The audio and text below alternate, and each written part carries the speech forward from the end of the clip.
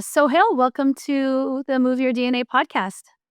Thank you so much. It's really nice to be here. Thank you for having me. Yes, of course. I love this series of getting to know the makers behind our podcast sponsors. And I love your board, your active standing board.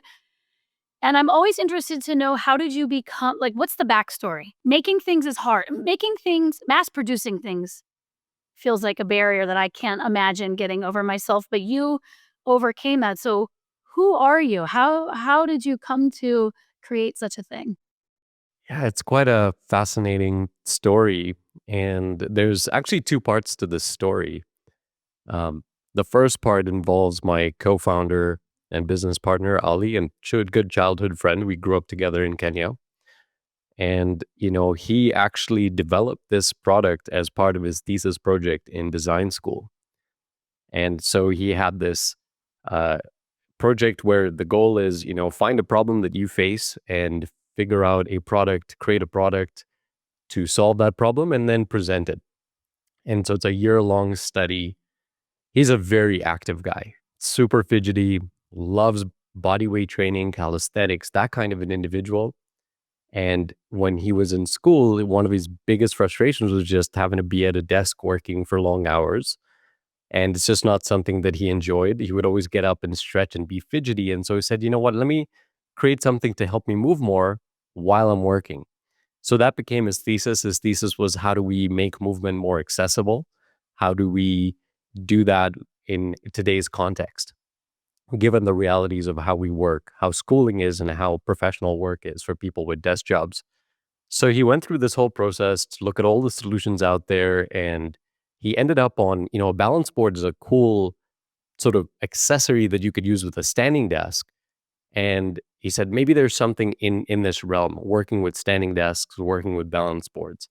So he began this really long journey of trying to understand, okay, what are the inadequacies of the other solutions like the treadmill pads and the yoga balls and under desk ellipticals?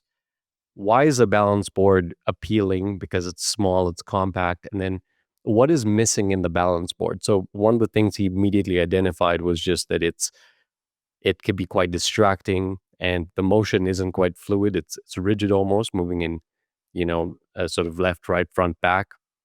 So he said, how do I make this more intuitive? How do I make this less distracting, more fun, more accessible, even for people with, not so good balance, and for people to be able to focus more?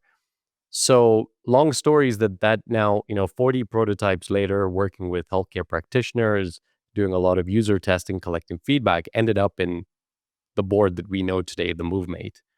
And this is in 2018. So he presents this, wins a lot of awards, it does really well. And then for 2 years, it kind of just sits in his living room. He didn't quite know what to do with it. He had people approach him to take it to market, but he needed to find a job, he needed money, he needed to live. And so it just sat in his living room. And this is sort of when I enter into the picture. So in 2018, when he built this and presented this for his thesis, I ended up breaking my hip. And so I'm playing soccer, fracture, dislocate my right hip, go through reconstructive surgery, went through a really long, difficult rehab process, learning how to walk again, regaining my mobility.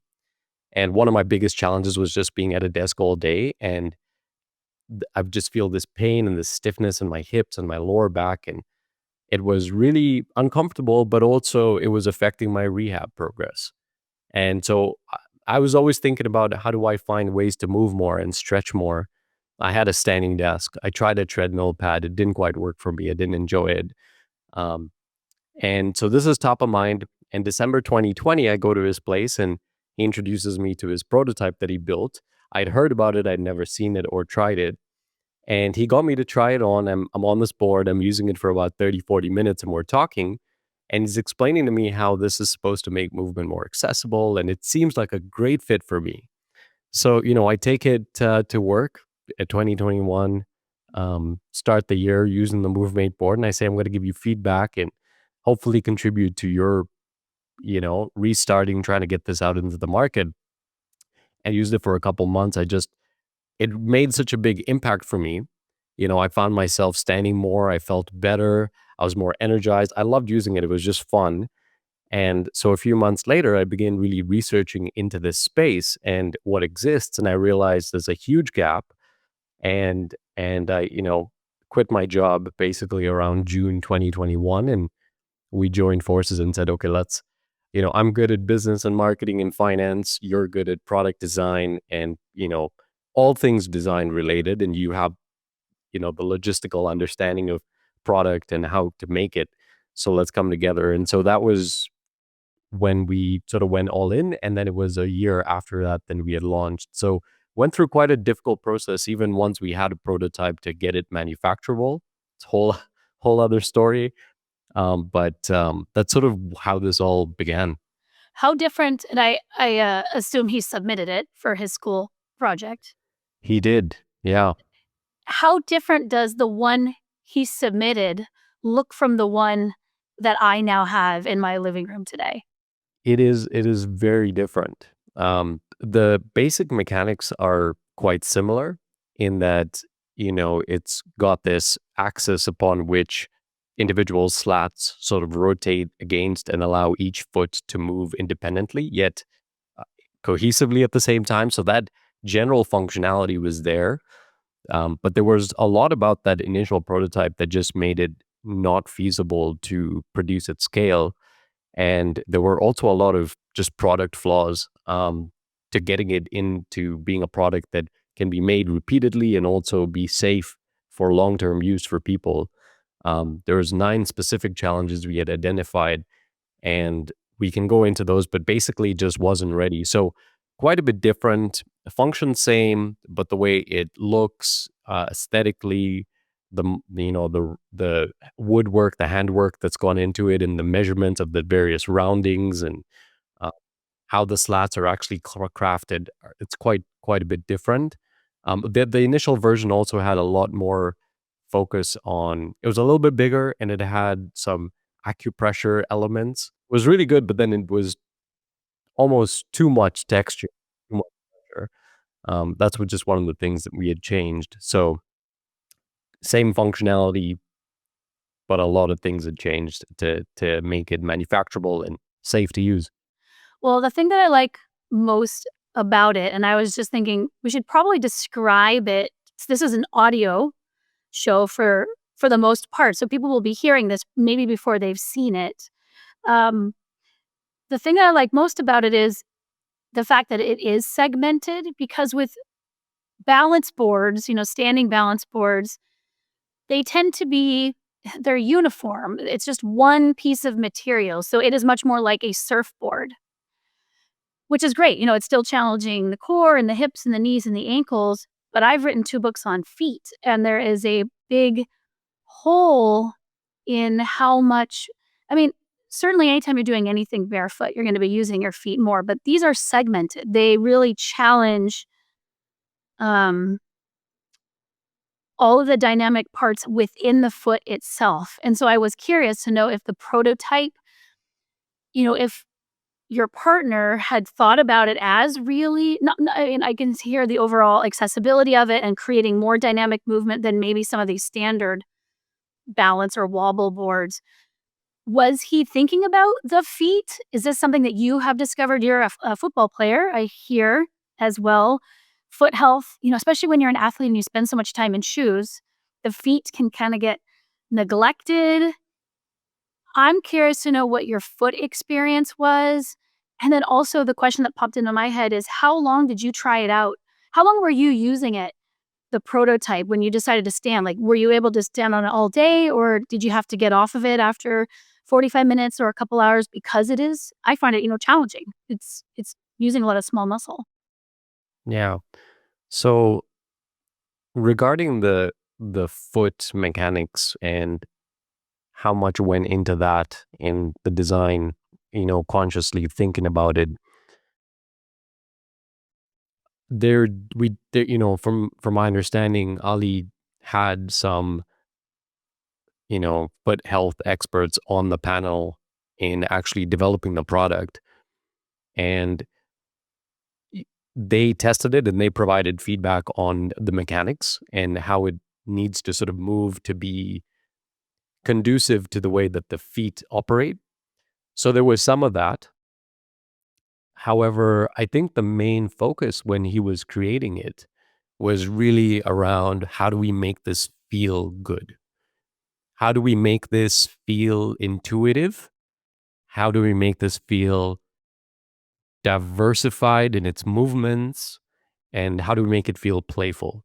So it that dynamic movement and the fact that it's really engaging the ankle joints and it's allowing for intricate movements of the feet was more so coming from the user experience perspective and less so sort of trying to optimize for foot mechanics. It just so happened that those two work together and they happen to come together.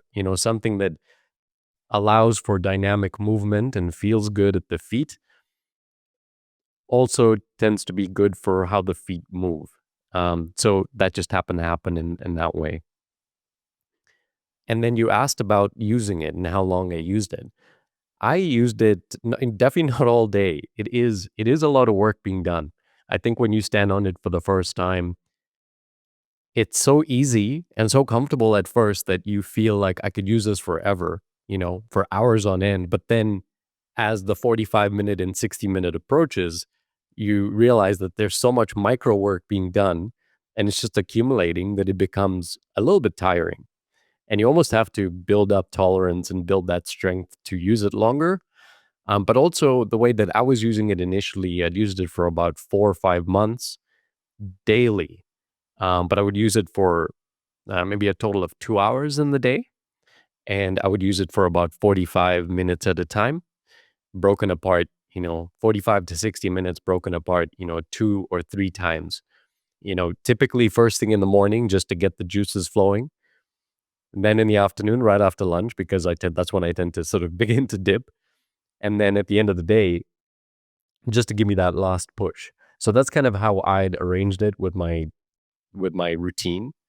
And that's what we recommend too. We're not trying to advocate for people using this.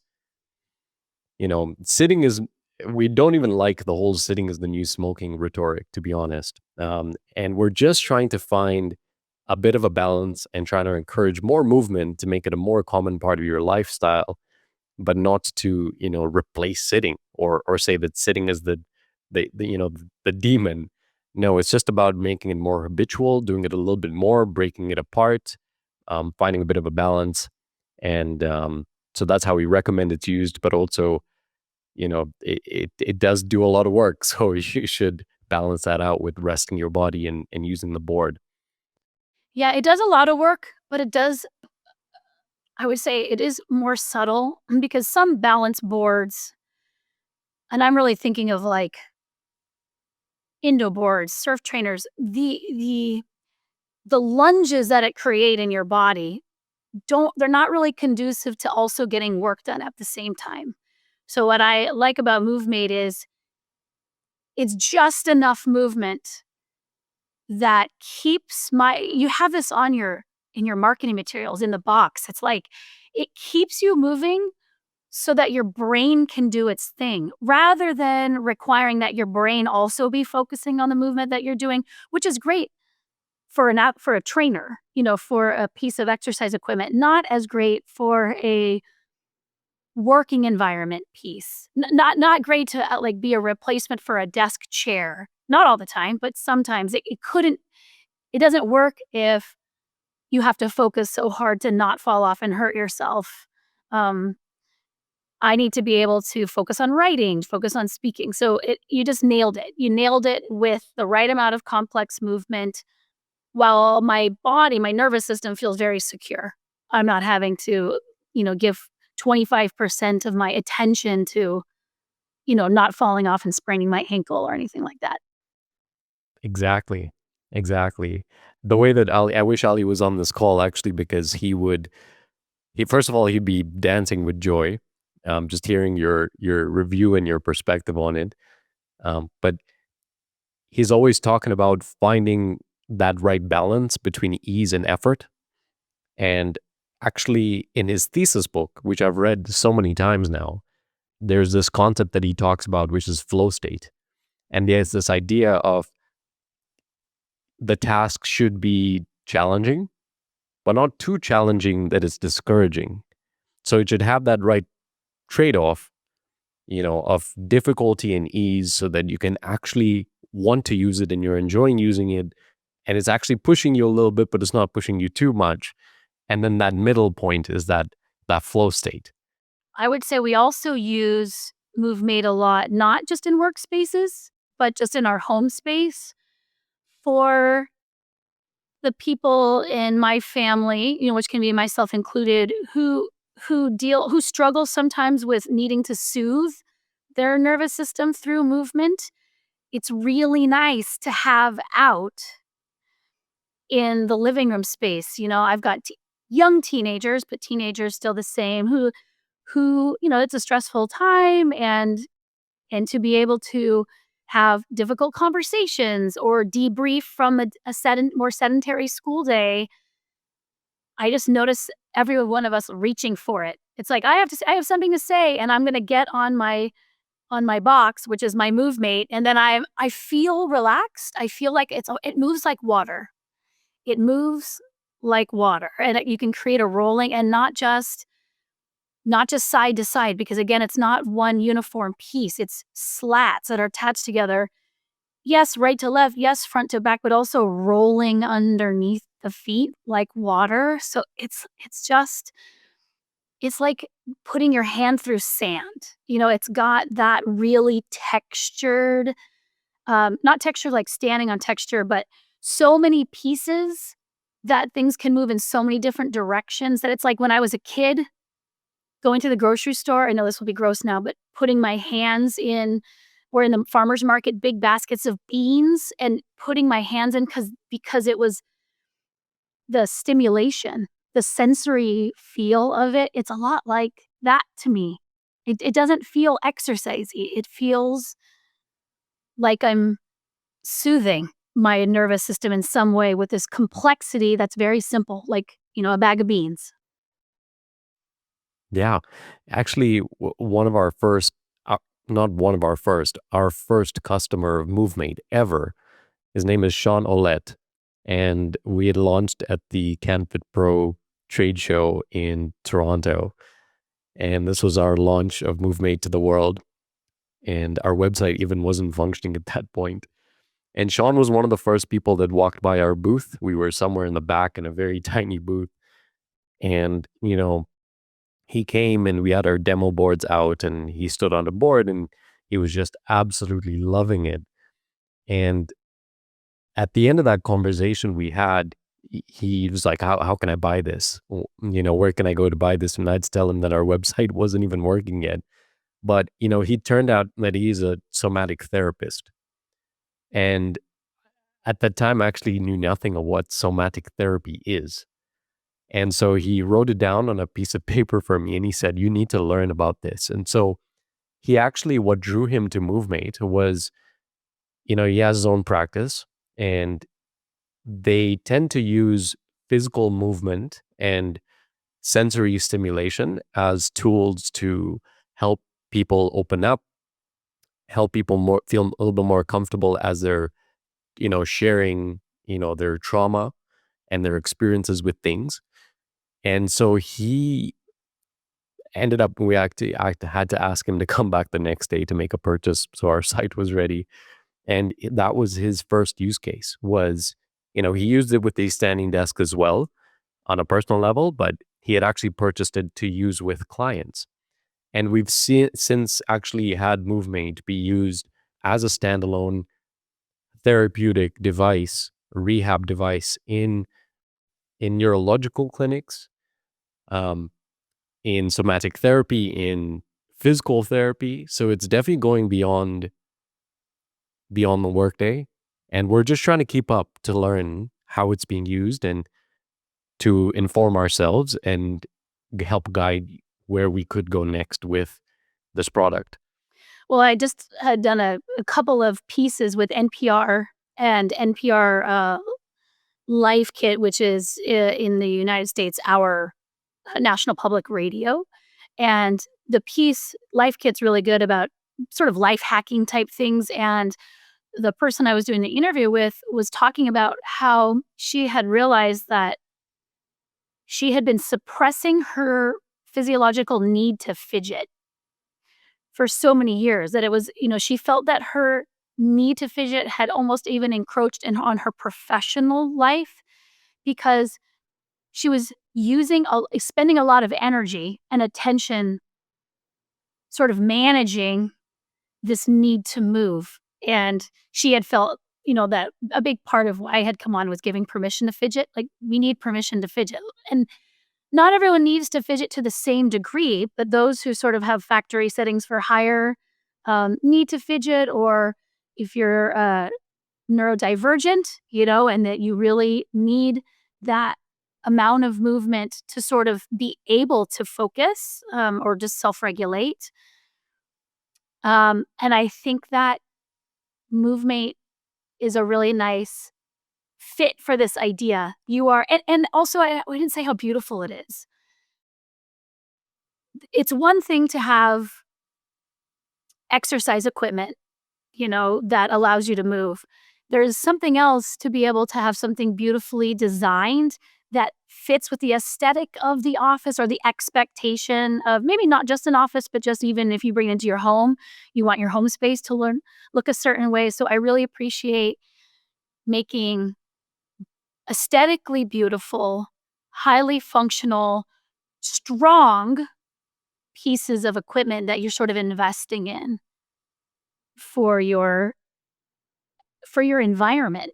We're talking about making over your environment to be more supportive of your physicality. So it really helps when it's beautiful too. So to you and to also Ollie, just say thank you for for not making it plastic. It's not plastic, which is really nice. Yeah, your words are making me so happy. And the aesthetic is definitely a huge component to wanting to have it around and wanting to use it, which is a huge piece of being able to make movement more accessible. Well, what's coming up next for Movement? I always like to end our interview with, do you see other products or just really centering around this product, but expanding outreach in some ways? What's on the horizon for you? There's so many things that we're thinking about, and it is both exciting and overwhelming because there are so many pathways that we can take with the product itself. We can expand the different applications and build those out a little bit more, like the more standalone use cases in rehab and therapy settings. We can really dive in and expand that. There's also the opportunity to expand on a more global level and make it more accessible in different countries around the world. We ship everywhere in the world. We ship worldwide, and people buy from everywhere all the time. But it is still costly to ship the product, and people buying it from across the world are spending a lot of money on shipping, which they don't really have a choice to right now. But we need to fix that problem and make it a little bit more accessible. And we're also now thinking about future versions and iterations of this product for different use cases and different audiences. And we're also in this place where we're thinking about, okay, what is Movemate about? Like, what do we, what we know is that we're hell bent on making movement and play more accessible and inviting people into the fold of movement and play a little bit more with, with an element of coming from a point of credibility, and also creating really good products. We're just starting with the workday because that's where one of the places where movement is least accessible, right? So we're also thinking about the future of what other products we can create. And so as I'm talking to you, I'm actually thinking about it as well. So we're very much in a startup mode. But I think the most important piece for us right now is to hack making it more accessible to people globally, because there's so many people out there that need a product like this. And just focusing on educating and growing that space, those are like our most immediate priorities. And then the rest of it, we're kind of building on as we go along. Have you thought about I just had this one every time I get on it, I keep thinking, I wanna make a 7-minute movement flow routine for for a worker's lunch break. That would be different than how you would use it when you were standing and working, but if I had, a 5 to 7-minute window where I wanted to get something a little bit more vigorous, more challenging, not just intensity-wise, but skill-wise to really use. I'm because I'm a biomechanist, I spend a lot of time using products like not products like this, but using well-segmented products as a way for people to test actually what areas in their body are not working. So, if you ever go that route, I would be interested in following a fun movement routine. That could be very interesting. Let's definitely talk about it. Well, thanks for coming on to, the podcast, but I would say even more importantly or equally importantly is thank you for sponsoring the Move Your DNA podcast. We couldn't do it without your sponsorship, so I just wanted to say thank you for doing that. And thank you for the opportunity to be a sponsor, and thank you for the opportunity to share our story and have this chat with you. It was really nice. Yeah, it was nice talking to you.